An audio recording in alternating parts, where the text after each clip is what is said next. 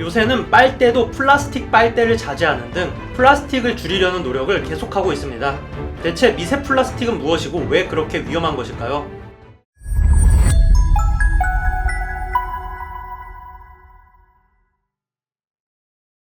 인간을 비롯한 동물은 숨을 쉬어야 생존할 수 있습니다. 정확히는 공기 중에 산소를 필요로 하는데 다행히 지구는 공기 중에 산소의 농도가 매우 높은 편에 속하기 때문에 산소가 부족해서 질식할 일은 존재하지는 않죠. 하지만 산업화의 효과로 이산화탄소의 수치는 유례가 없을 정도로 빠르게 올라가고 있습니다. 산업혁명 이전에 280ppm이던 이산화탄소의 농도 수치는 현재는 400ppm 수준으로 빠르게 올라가고 있습니다. 만약 이렇게 농도가 계속해서 높아져서 930ppm에 이르면 인간의 인지 능력은 21%가 떨어진다고 하니 이산화탄소의 증가는 큰 문제가 아닐 수 없습니다. 그래도 이런 이산화탄소 수치의 증가는 화산 폭발 같은 지구의 지질학적인 요소에 의해서 과거에도 크게 높아졌던 적이 있습니다.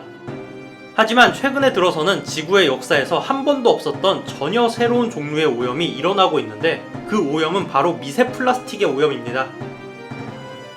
요새는 빨대도 플라스틱 빨대를 자제하는 등 플라스틱을 줄이려는 노력을 계속하고 있습니다. 대체 미세 플라스틱은 무엇이고 왜 그렇게 위험한 것일까요?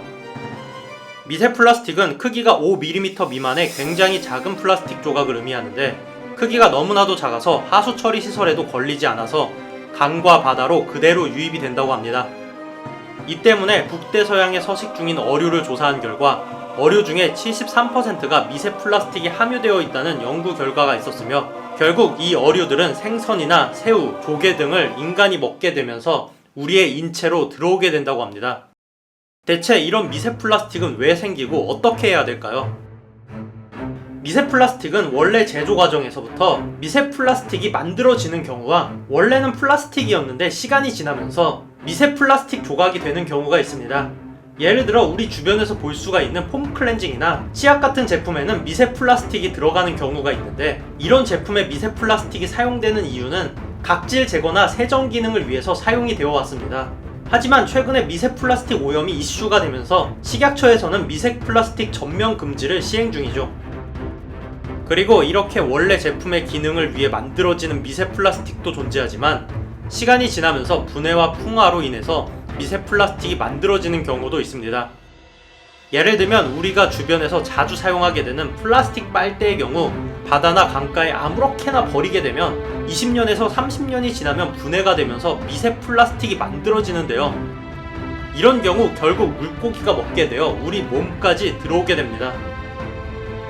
그럼 미세 플라스틱을 우리가 먹게 되면 어떻게 될까요? 현재는 물론 미세 플라스틱의 오염이 인체에 미치는 영향이 정확히 밝혀진 것은 아닙니다. 하지만 매우 작은 플라스틱은 우리 몸에 흡수될 수가 있고 마이크로미터 크기의 미세 플라스틱은 공기 중을 떠다니다가 폐를 통해 우리의 몸으로 흡수할 수도 있습니다.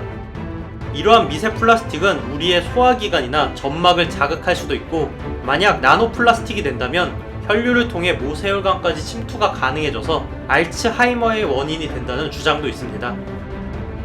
결국 산업화의 영향으로 우리의 생활은 윤택해졌지만 그로 인한 환경 파괴의 피해는 우리에게 고스란히 돌아오고 있습니다.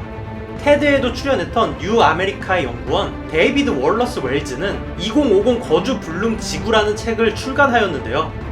이 책은 현재 지구에서 일어나는 기후 재난의 실체와 경각심을 알리고 그로 인해 사회가 어떻게 바뀔지에 대한 이야기를 담아낸 책입니다. 이 책을 통해 지구에 앞으로 어떤 재난이 닥칠지와 그에 대한 대책들을 볼 수가 있는데요.